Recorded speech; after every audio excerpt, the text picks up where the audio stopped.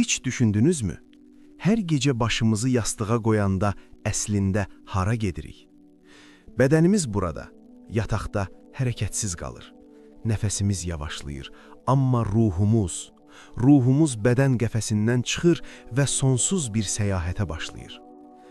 Peyğəmbərimiz sallallahu aleyhi və səlləm buyurur, yuxu ölümün kiçik qardaşıdır. Nə qədər dəhşətli və eyni zamanda nə qədər möhtəşəm bir bənzətmə. Hər yuxu əslində qısa bir ölümdür. Hər oyanış isə yeni bir dirilişdir. Bəs o sirli aləmdə nələr görürük?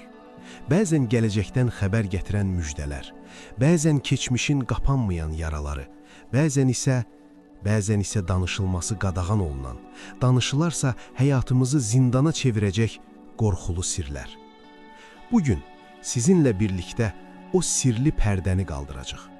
Bugün bu videoda yuxuların gizli dilini öyrənəcək. Niyə bəzi yuxuları suya danışmaq lazımdır?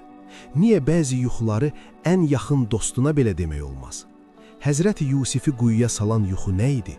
Və İmam Əlinin yuxular haqqında tükləri ürpərdən xəbərdarlıqları nələrdir?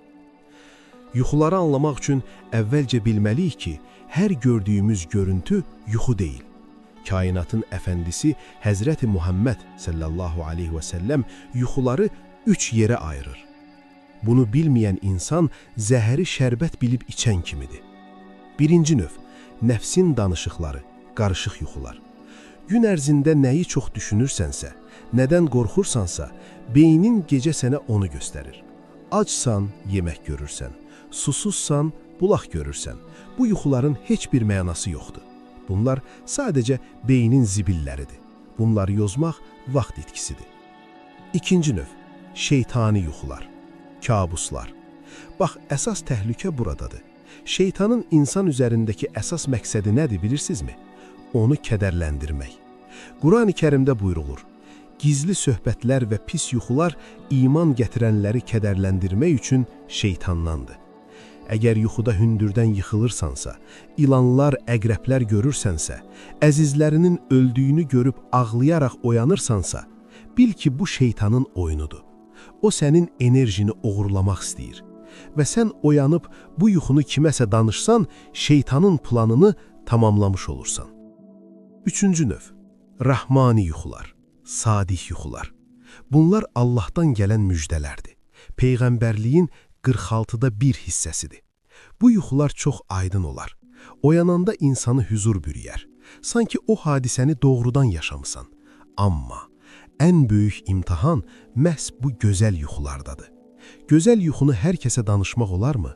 Xeyr, qətiyyən xeyr. Gəlin görək, niyə? Peyğəmbərimizin sallallahu aleyhi və səlləmin bu mövzuda çox dərin, çox sirli bir hədisi var. Bunu hər kəs bilmir.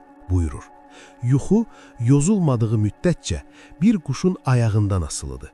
Danışıldığı və yozulduğu an o quşun ayağından düşər və gerçəkləşər. Təsəvvür edirsinizmi? Gördüyün yuxu hələ formalaşmamış bir enerjidir. O havada asılı qalıb. Nə xeyirdir, nə şər. Onun taleyi sənin dilinin ucundadır. Sən onu danışdığın an ona bir don geyindirirsən. Əgər pis yuxunu danışsan və qarşındakı insan və ya elə sən özün onu pisə yozsa, o enerji dərhal maddiləşər və başına bəla alır. İmam Cəfər Sadiq buyurur, bəlanı dilinizlə çağırmayın, yuxunu şərrə yozmaq qəzanı çağırmaqdır.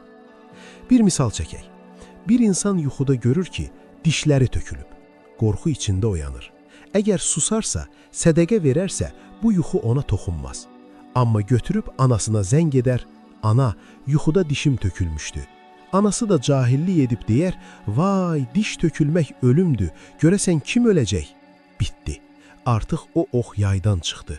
Siz öz dilinizlə o mənfi enerjini həyatınıza dəvət etdiniz. Buna görə də Peyğəmbərimiz sallallahu aleyhi və səlləm əmr edir. Pis yuxu görən də sus, heç kimə danışma. Yuxunu gizlətməyin vacibliyini anlamaq üçün Qurani Kərimin Əhsənul Qəsəs adlandırdığı Yusif surəsinə baxmalıyıq. Balaca Yusif bir gecə möhtəşəm bir yuxu görür. 11 ulduz, günəş və ay ona səcdə edir. Bu gələcəkdə onun peyğəmbər və sultan olacağının xəbərçisi idi. Oyanan kimi qaçıb atası Yaqub peyğəmbərə danışır. Atası Yaqub əleyhissalam nə deyir? Diqqət edin, oğlum, yuxunu qardaşlarına danışma, yoxsa sənə hiylə qurarlar. Şeytan insanın açıq düşmənidir. Sual yaranır, Yusifin qardaşları kafir idimi? Yox, onlar da peyğəmbər oğulları idi. Amma Yaqub bilirdi ki, həsəd, yəni paxıllıq elə bir xəstəlikdir ki, qardaşı qardaşa düşmən edər.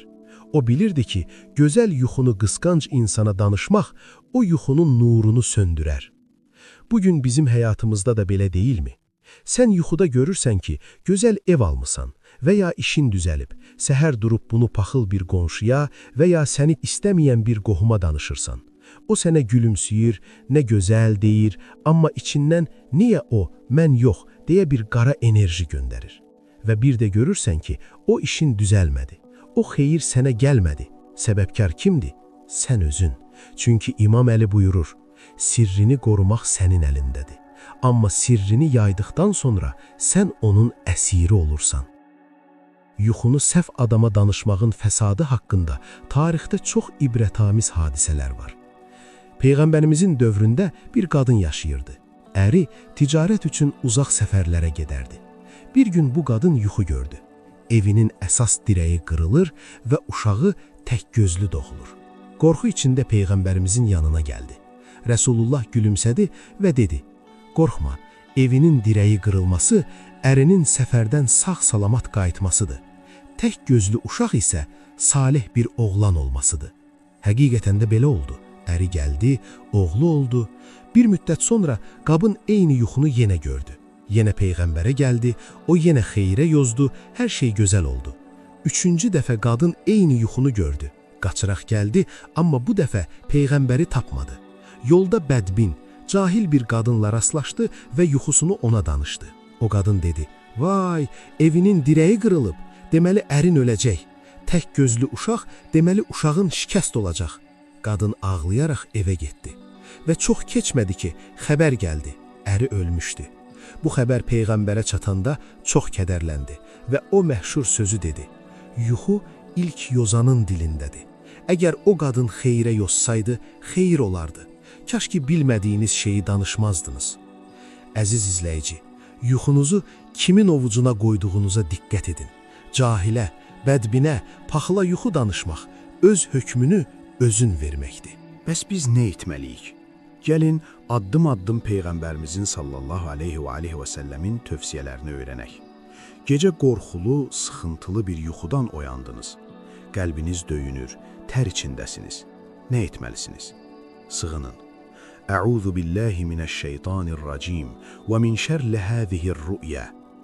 Qovulmuş şeytandan və bu yuxunun şərrindən Allaha sığınıram, deyin. Çevrilin, yatdığınız tərəfi dəyişin.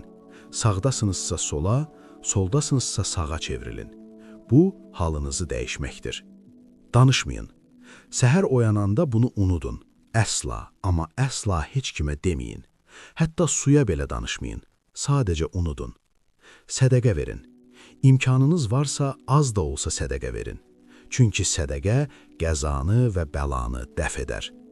İndi isə gəlin ruhumuzu zirehə bürüyək. Gecə yatmazdan əvvəl bu qısa əməlləri etsəniz, Allahın izni ilə nə şeytan, nə də pis yuxular sizə yaxın düşə bilməz. Həzrəti Əli əleyhissalam buyurur, dəstəmazsız yatağa girən gecəni ölü kimi keçirər. Mümkünsə dəstəmaz alın və bu 3 surəni oxuyun. İxlas, Fələq, Nas. Gəlin birlikdə qəlbən bu duaları təkrar edək.